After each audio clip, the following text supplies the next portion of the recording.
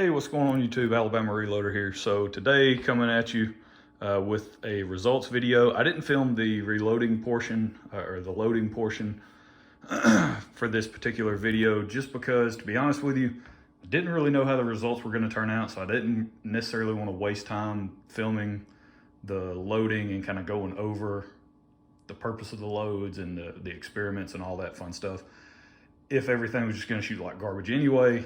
And so, but I was pleasantly surprised today. So, hang on. Got to get my Alabama Reloader drink. Make sure you stop in, pick you one up. Alabama Reloader. Tell them that's what you want. So, some of you have seen the other video that I did on this particular rifle. This is a Eddystone model 1917. And it's been sporterized. Go back, watch that video. It's in my 30-06. Oh, hey, what do we have here? Oh, we got a FedEx delivery as we speak.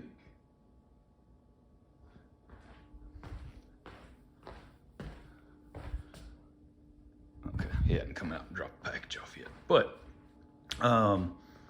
so this is a Eddystone model 1917. This rifle, I believe I mentioned it in that previous video. Had to do some research on it because I had no clue. I'd never heard of an Eddystone rifle. No idea what that was. It's actually a manufacturer way back for World War I. Okay, they manufactured these model 1917 rifles.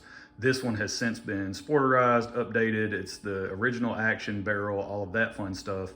But an aftermarket, I believe it's a Fajan stock, has been added to it. And then somebody did some trigger work at one point in time because it is a really nice trigger pull on this guy. I haven't checked it yet. I've got a little, I've got the Lyman trigger pull gauge so I can actually check it out. But overall, this thing, for the age, right? You have to keep that in mind and keep everything in perspective here.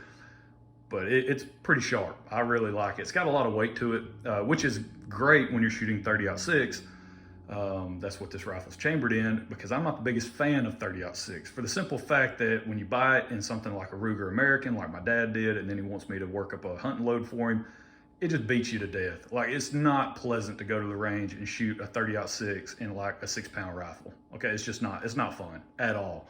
This one, this one's got some weight to it, pretty heavy, so that helps with the range sessions. And let me just kind of break down what we did here.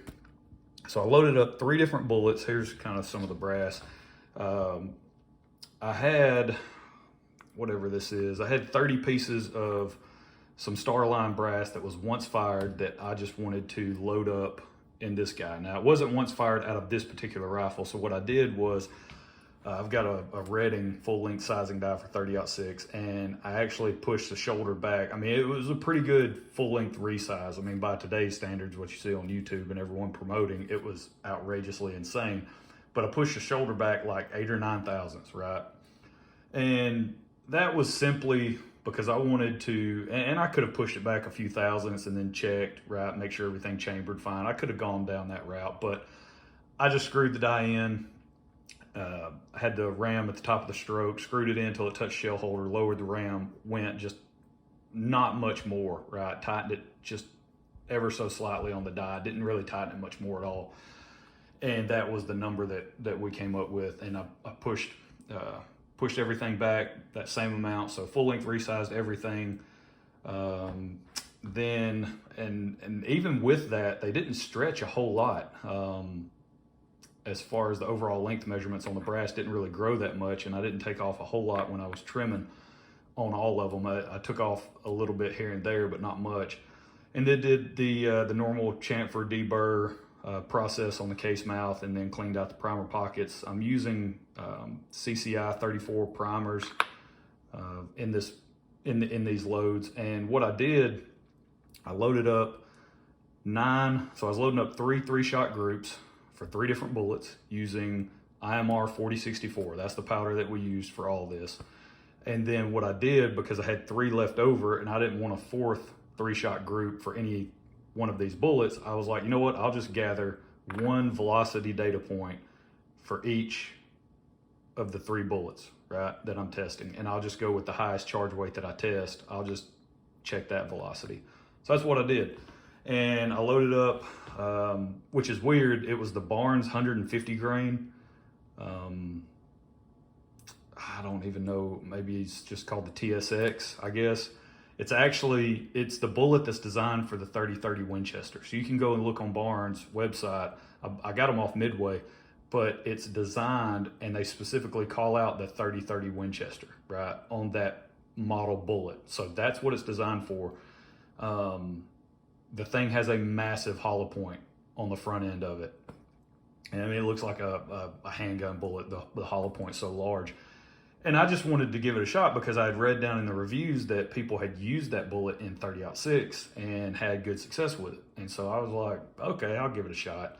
Just wanted to try it, right? More of just an experiment. That's what's great about being a hand loader is you can do stuff like that, right? You can kind of get some funky bullets, you know, bullet powder combinations, things that you wouldn't necessarily think to try, or there's not a factory offering for that. So that's a benefit of being a hand loader. But so I loaded up three shot groups, and then I had, like I said, that one velocity round. And for these, I loaded 49.5, 49.8, and 50.1. So I was jumping 3/10 for all of these. So that was the charge weights that we tested. And then these are the 125 grain Sierra Game Changers. So very lightweight bullet in the 30-06, but one of the reasons why people love this cartridge so much, and you hear it all the time, and there's countless videos on YouTube about it, is because it's so versatile. You hear that in every single video about the 30-06 Springfield. It's just the most versatile cartridge, right? You hear that emphasized over and over and over and over again, whatever.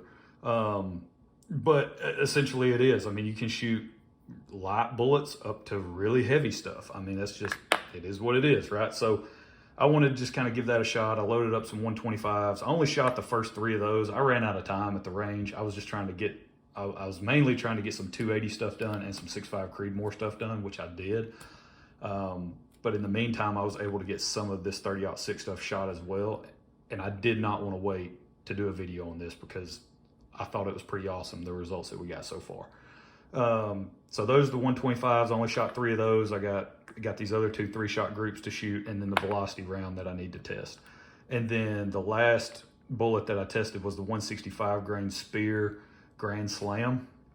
I had like a box and a half of these, so I just wanted to give them a shot, see how they perform, because I actually loaded these up and tested these in this rifle previously, but it was with a different powder.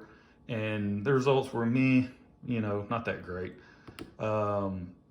But for this, I loaded up 48.5, 48.8, and 49.1 grains. And so let's look at the results. Here are the Spear. That's the first group with the Game Changer that I tested at 50 grains, 1.346. Not too bad. I mean, I'm not expecting half-inch groups by any means out of this rifle. So you kind of need to set your expectations like anywhere from 1 inch to 1.5 inches, sub 2 inches, 1 3/4 inches. I'm going to hit the woods with it. I actually want to try to hunt with this rifle and kill a deer with some of these loads. So the Spear 165, 1.5 inches for the first group that we tried, so 1.552.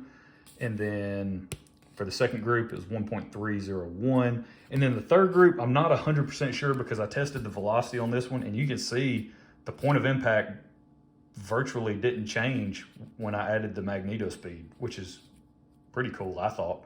But I can't remember if my 3-shot group were these 3 or if it were these 3. I know it was some form of that. I know these 2 are part of that group.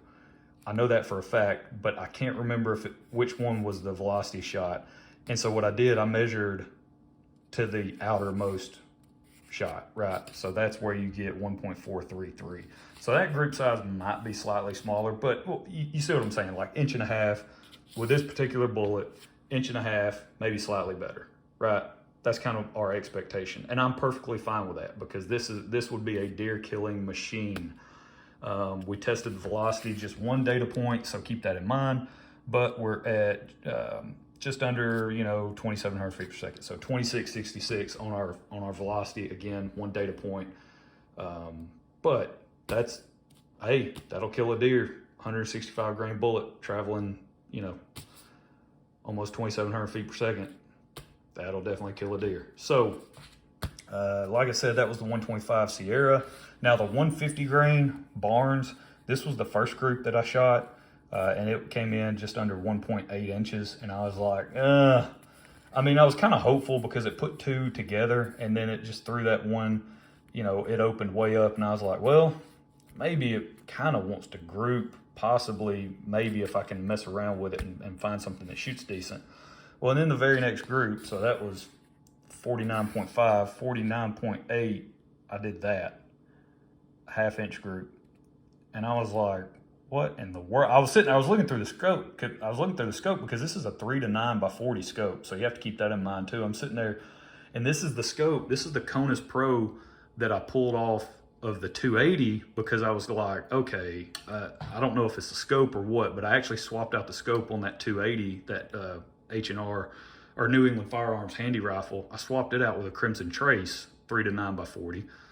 And I put this one on here, and I was like, you know what, I'm gonna go out, I'm gonna test it out on this rifle. And if we're still having issues, if I believe it, the scope might be suspect, you know, whatever, then it just kind of helps validate that. Yeah, I guess there's no issues with the scope. So immediately followed, you know, that garbage group, followed it up with a half-inch group. And then I was like, okay, maybe it'll fall apart, you know, maybe that's just in between, and maybe I got lucky. And then the next one, you know, it is over an inch, right? It's almost 1.2 inches. But again, it's doing the, hey, we put two next to each other, and then you kind of have one a little bit further out. So not necessarily saying this is an inch and a half or a half-inch rifle or a half-inch load, like, at all. I'm simply saying, hey, this 150 grain Barnes shot better than expected out of this rifle, and I'm gonna go work up a hunting load with this sucker because now I'm just gonna devote my time and effort on this 30-06. I'm devoting it to the 150 grain. That's it, right? That's what I'm gonna do. The velocity shot, so I just shot it off the target, right? I just aimed to the left of this and shot the berm with that velocity target, or with the velocity round, and it came in at 28.59. So that's not too bad, right? 150 grain, solid copper bullet with a massive hollow point, traveling at 28.59. I mean, we'll get some more velocity data, but at 28.50, right? Somewhere in that range. That's gonna drop the hammer on a deer, a whitetail deer. I mean, I was sitting out at the range, and I was like doing my best not to get so jazzed up about the results, because there were several other people there. Actually, it was one of the busiest days I've ever seen at the range. There was like 4 other guys down on the rifle side. And I was just sitting here shooting these groups, and I'm like, oh, you gotta be kidding me. Like, I wanna get back to the house and load up some more of this stuff and go test it out. And one of the things I like about that 150 is because of the shape of it, right? The ogive and all that. I mean, you know, my jam point is at 3.150. And so I can load these things as close to the lands, or I can back them off. I've got some flexibility with that, right? With these 125s, my jam point's 3.430. And I use the tip Match King as a reference because Sierra doesn't provide load data in the 30-06 for the 125 grain Game Changer. But if I load it to the tip Match King overall length, that's 3.330. I'm jumping 100 thousandths, but that bullet's so short, I don't really want to stretch that out any further. I mean, there's not a lot of bullet, you know, down in the neck of this case, right? I mean, maybe to right there, maybe. Yeah, I think it's about somewhere in that range. I looked at it with a bullet. I pulled one out and just kind of held it side by side, but that I wouldn't want to stretch that any further, right? I would leave it right there at 3.330. So we're just going to be jumping 100 thousandths. And then the 165 grain spear, you know, they call for 3.165. Well, my jam point's 3.360. You know, so you're basically jumping almost 200 thousandths. And so I ended up just kind of loading this out to 3.210. That sits just below the cantilure. And so yeah, I mean, I can definitely play around with overall length on the spear. The problem is it's got a cantilure, so it does kind of look goofy when you start to stretch out your overall length and you don't seat it near the cantilure or in the cantilure or whatever. It does kind of look weird, but it doesn't really matter. Aesthetics doesn't matter if you can get the thing to shoot really well long, or however you need to make that adjustment to dial it in. Who cares, as long as it performs. Yeah, so that's it. Otherwise, this target is kind of a mess. Don't really pay attention to this other stuff up here. That'll be a separate video. But yeah, so I'm pretty stoked about this. Really pumped about how this rifle shot today. I'm really happy with the performance of it. I mean, this is definitely something I'm gonna go back. I'm gonna load up. I gotta go prep this brass. I'm gonna load up, because I only have one box, right? I've got one 50 count box and I've already used up whatever 10. So I've got 40 rounds left, or 40 bullets left.